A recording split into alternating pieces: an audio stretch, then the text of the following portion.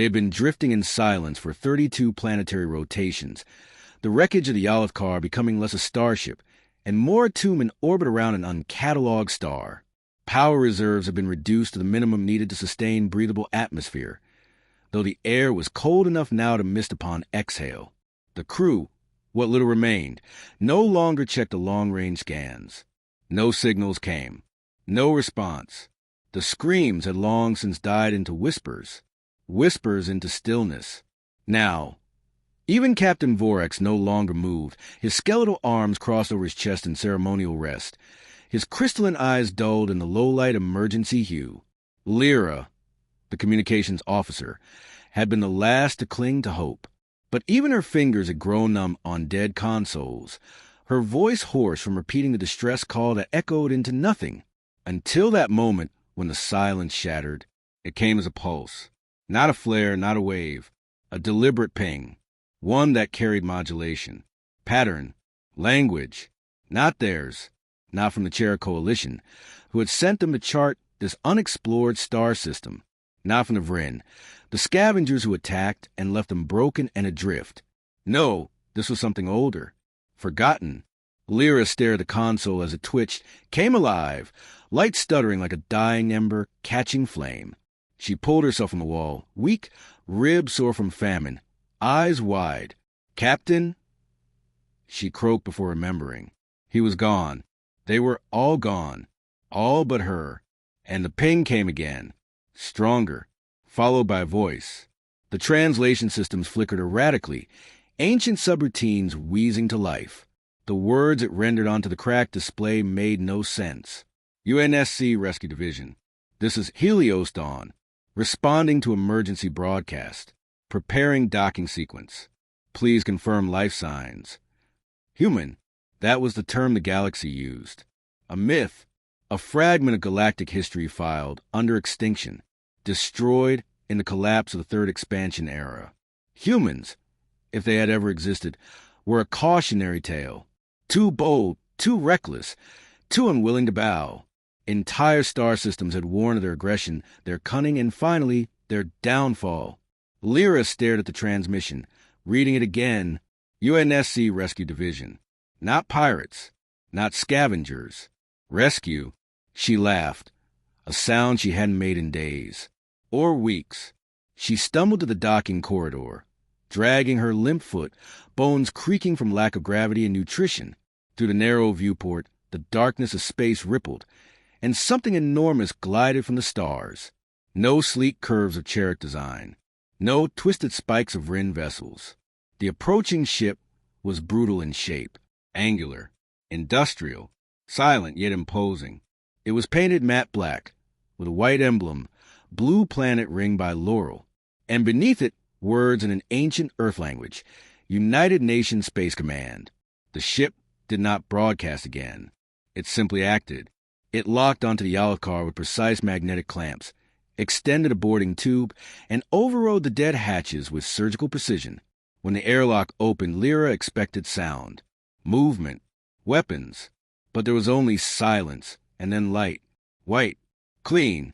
For a second, she thought she had died, that this was the next world. Then they stepped through. They weren't tall, not scaled or spined or plated like the apex species of the core worlds. Their suits were built for war, for harsh environments, but their movements were calm, controlled. They moved like they had done this before. One knelt before her, visor sliding open to reveal eyes not of rage or fear, but concern. "How long have you been alone?" he asked. Lyra collapsed. She woke in warmth, real warmth, the hum of atmosphere processors, the glow of medical readouts, the scent of antiseptic and something sweet. She was inside the human ship, the Helios Dawn.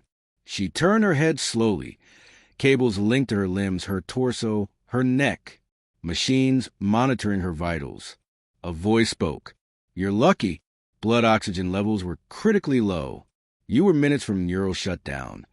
She blinked at the figure beside her. Another human. Female this time. Pale skin, cropped hair, eyes the color of ice. "Why?" Lyra rasped. "Why help me?" The woman smiled. It wasn't a predator's smile. It wasn't a diplomat's smile. It was something stranger, something forgotten in the galaxy's cruelty, because someone called for help. Lyra sobbed. She didn't know why. She just did, as her strength returned. So did her questions. And the humans, to their surprise, answered. She learned that Earth had not perished, that the collapse had not been their end, but their retreat. For 200 years, humanity had withdrawn, not from weakness, but from necessity. Wars had burned too hot, empires too cruel. So the United Earth Systems, the successor to the United Nations, had vanished behind automated defenses and dead space decoys. Let the galaxy forget. Let them rebuild in silence. But not all ships had gone silent. The Helios Dawn was part of the Torchbearer fleet. Ships sent across the stars not to conquer, but to respond. To calls. To suffering. Not all humans believed in diplomacy through power. Some believed in memory, in redemption. We listen, Commander Reyes explained as the ship orbited the sunless star. Our AI hears things no other race can.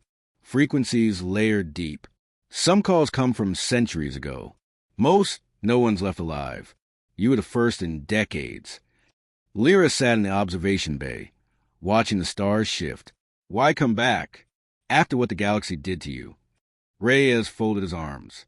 Because we remember what it was like to be left for dead. Our history is carved with betrayals, genocides, betrayals by our own. But somewhere along the way, we decided not to be like them. Lyra turned to him. They'll fear you again, you know, when they learn humanity's returned. He smiled faintly. Good. Fear reminds them to think twice. But those who call for help, like you, they'll learn something else. He nodded at her. That sometimes, when all hope is gone, the silence breaks, and humanity answers. The Helios Dawn did not stay long. It restored life systems to the Olive Car, retrieved the bodies of the fallen, and arranged a diplomatic handoff to the Cherik consulate. Lyra would be their witness. Proof that the humans had not vanished, that they were watching, choosing, deciding who to help. As she stepped off the ramp for the last time, she turned. Commander Reyes stood in the hatchway. What do I tell them? She asked. He thought for a moment, then spoke. Tell them the dark wasn't empty after all. And with a hum, the human ship vanished into the void, leaving behind no signature, no trace. Only the echo of its arrival and a legend of what it shattered, a myth reborn, a silence broken, and a warning carried across the stars. Humanity had returned, and this time they weren't asking for permission.